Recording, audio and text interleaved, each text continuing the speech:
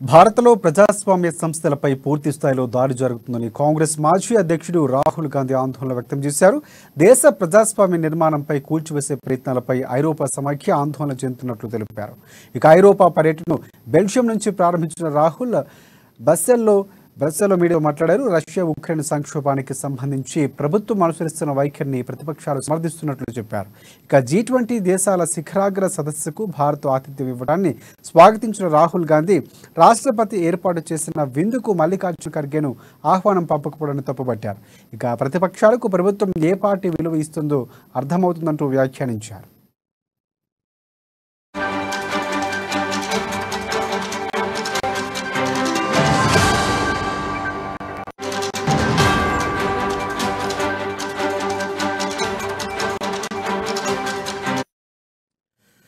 Breaking చూసిన భారత్లో ప్రజాస్వామ్య సంస్థలపై పూర్తి స్థాయిలో దాడి జరుగుతుందని కాంగ్రెస్ మాజీ అధ్యక్షుడు రాహుల్ గాంధీ ఆందోళన వ్యక్తం చేశారు. దేశ ప్రజాస్వామ్య నిర్మాణంపై కూల్చివేసే ప్రయత్నాలపై ఐరోపా సమాఖ్య ఆందోళన చెందుతున్నట్లు ఆయన తెలిపారు.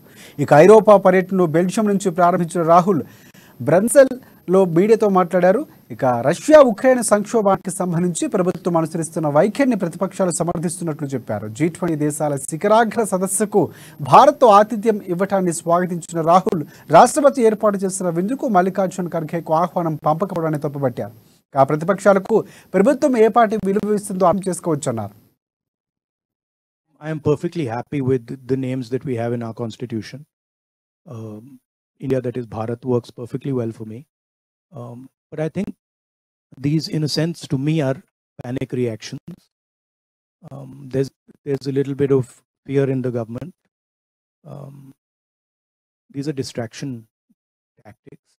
We have came out with the name India for our coalition, and it's a fantastic idea because it represents exactly who we are. We consider ourselves to be the voice of India, and so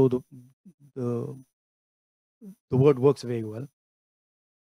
But it's obviously disturbed the Prime Minister enough that he wants to change the name of the country, which is absurd, but that's what it is. It's also interesting that every time we raise the issue of Mr. Adani and crony capitalism, the Prime Minister comes out with some dramatic new diversion tactic. You know, it's curious that just after I did a press conference on Adani,